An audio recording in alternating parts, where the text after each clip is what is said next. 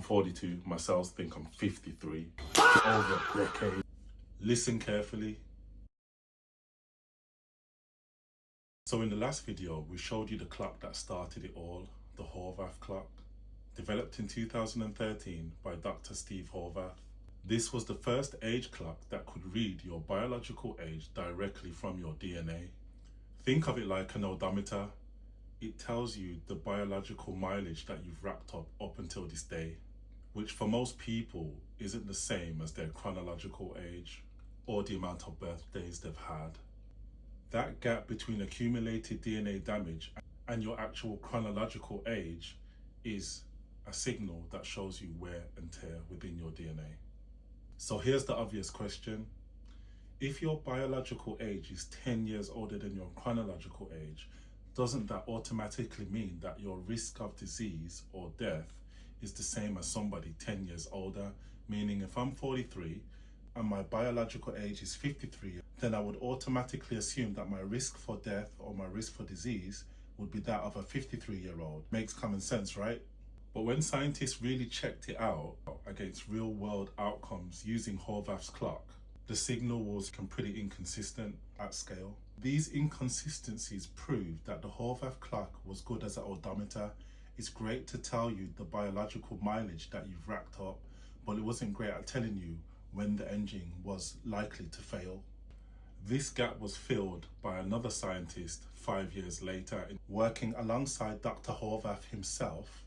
Another scientist called Dr. Levine developed an age clock called PhenoAge. So where the odometer or the Horvath clock measured biological mileage, PhenoAge actually measured risk of engine failure. So two clocks for two specific outcomes. So the interesting thing that Dr. Levine did was pull clinical biomarkers that were great indicators of disease and mortality risk. These biomarkers can be derived from a simple blood test.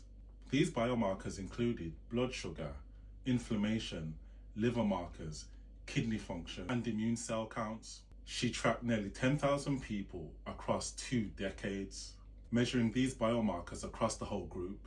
And she tracked who actually got sick and who died during the course of that period.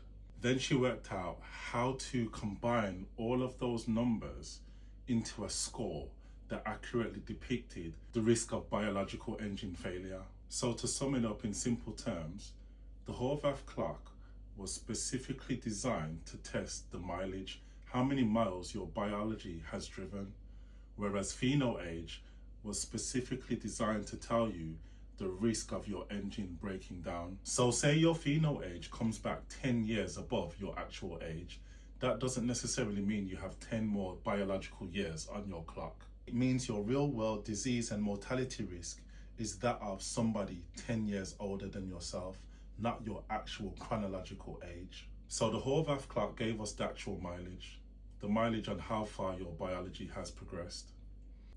And PhenoAge gives you the risk of engine failure. So we understand the odds of engine failure and the amount of miles that you've got on the clock are two separate things. And even though we understand disease and mortality risk a bit more using PhenoAge, it doesn't actually tell you how much time we've got left. You might have an old pair of shoes that are on their way out and it looks like they should be fit for the bin, but that doesn't necessarily mean that they'll break down that day or even that year. You might get 5, 10, 20 more years out of them, regardless of the wear and tear that they have. Knowing the chances of something going wrong this year isn't the same as understanding how much time you've actually got left.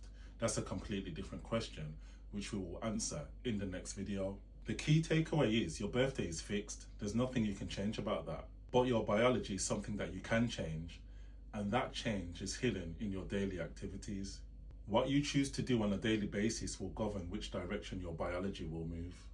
So the Horvath clock proved its worth as the first generation age clock to give you the understanding of how many biological years you've racked up.